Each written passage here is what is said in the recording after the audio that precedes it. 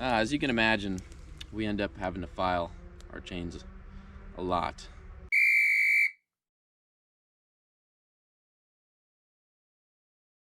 Oh no, I forgot my suspenders. Guess I'll just have to make some.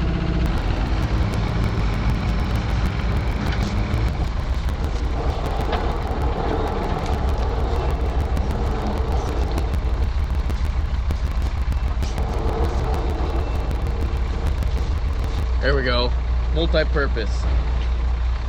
Visible and cheap out in the woods. And it's not practical for us to just carry a spare chain and take it in and have it ground at the shop. Because, well, we don't want to be packing more than we have to out in the woods. So it's really easy to pack a round file and a flat file in your side pocket, along with your bar wrench. Bar wrench, flat file, round file. Real easy to carry with you. I use a 7/32 round file on my 3/8 inch kerf chain. I'll show you how I file my saw. Everybody's gonna file their chain differently, but this is the way I do it. I find a nice log, get myself nice and comfortable. Take the radio out of my pocket so I'm not keying up while I'm filing. Left my suspender off the side there. And if you can see, a little bit of slop in the chain here. So I'll go ahead and tighten that up real quick. Darn handlebar's bent. I tighten mine just like that so I can pick it up and pull the chain off just a little ways. You want to hold your bar up when you tighten it back down because that's the position it sits in when it's running. You don't want to crank these bolts too tight. Tighten up. So I like to do the rakers first if they need done. They don't always need done. But last time I filed, I noticed my rakers need filed next time I file. I just take note of that. When I file my rakers, I don't just go flat like this. I don't use a gauge. I just go at an angle and forward, just slightly. I feel like it makes it smoother. And I count my swipes. That's how I keep them even. And if I get one swipe that's a little awkward, I take note of that and take an extra half a swipe or however just to make it even. You don't want to take them off too far because grabby chains suck.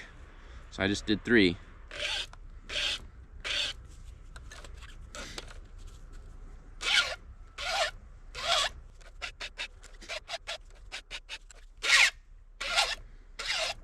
See, that first one was a little awkward, so I'm just gonna do half a swipe.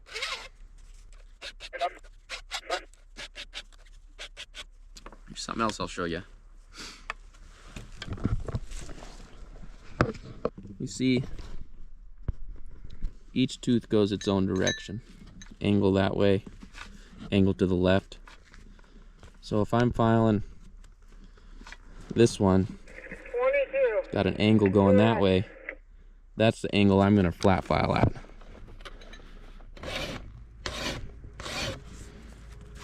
Missed this one.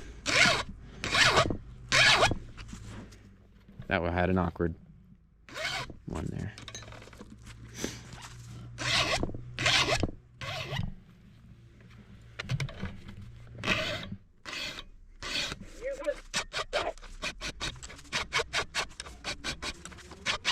I don't know why those ones are being awkward. I just throw an extra swipe on there to make sure I get it right. That one felt good.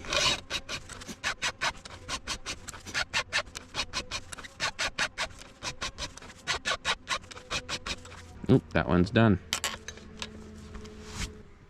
I don't know how good these GoPros are at getting a super macro shot. It looks blurry to me. There's one. Gosh, it just doesn't show up very well. Hold on just a second. Let's see if I can take a picture. My phone.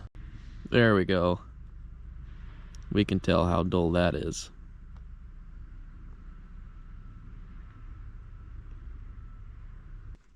Now for someone who's just starting filing, It's a good idea to start at your double tooth. So if you see those two teeth, both angled the same direction, this way, this way, the next one's going this way. Start with your double tooth so you know where you started and when to stop. Or if you've got bad eyes. I also take a stick, small stick, smaller than the diameter of your pinky, or you can use a wedge if you've got one. Just break off a small chunk,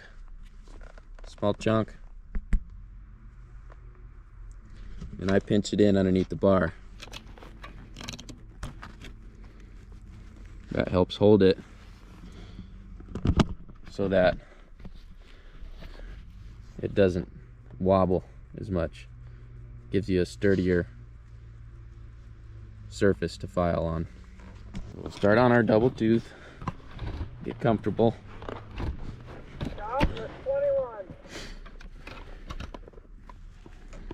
And we're going to pick an angle, not flat, but a little bit up and a little bit forward. We're going to try and keep that angle.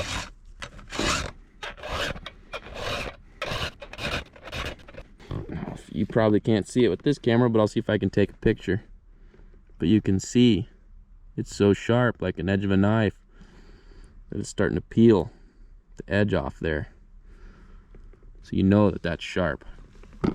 Get another picture with my phone.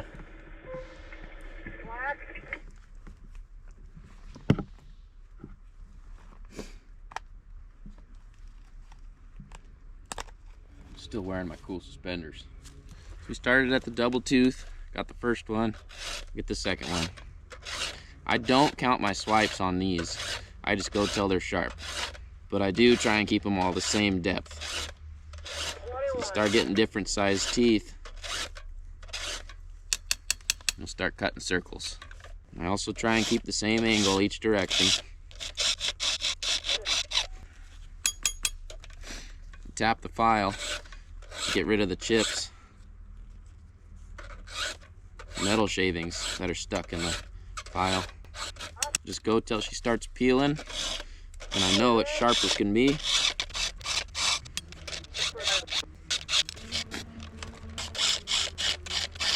When my stick gets to the end of the bar, push the chain forward, slide my stick down, readjust, keep going.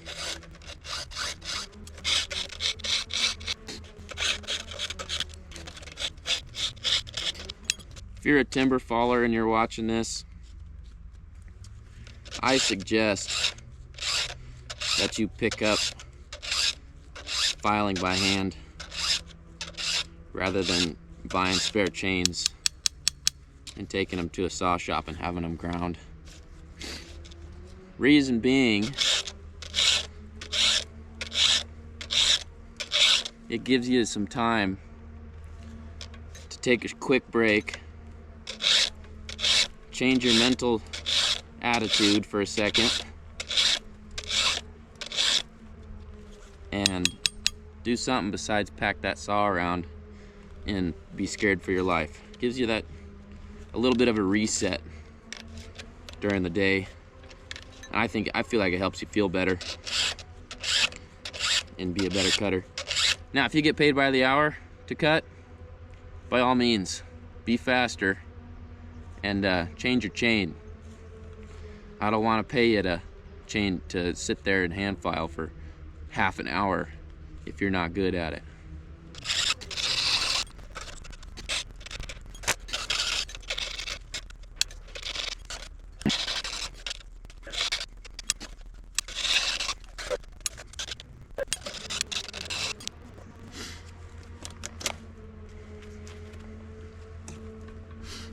How well you can see it, but that's sharp.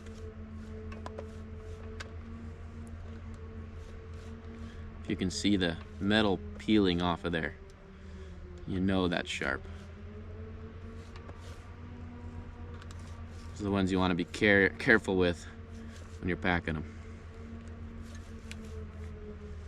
See how it cuts. I'm gonna need you guys to try really hard to not laugh at me in these suspenders. This is an old clapped out Husqvarna 372. It's got a lot of time on it. It's been abused. So probably doesn't have the most power.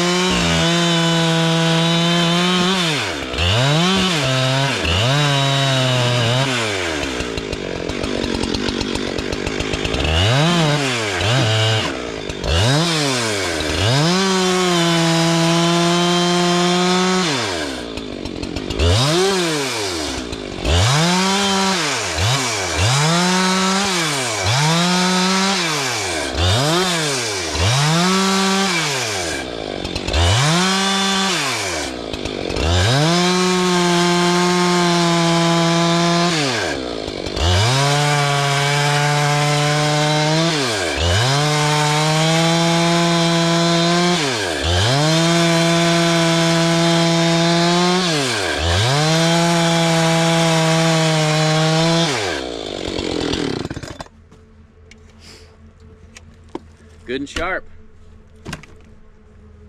Remember me telling you, 10 guys are gonna file a saw 10 different ways.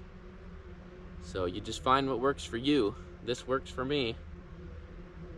This is the way I was taught, and I was taught by a very, very reputable person. So I like it.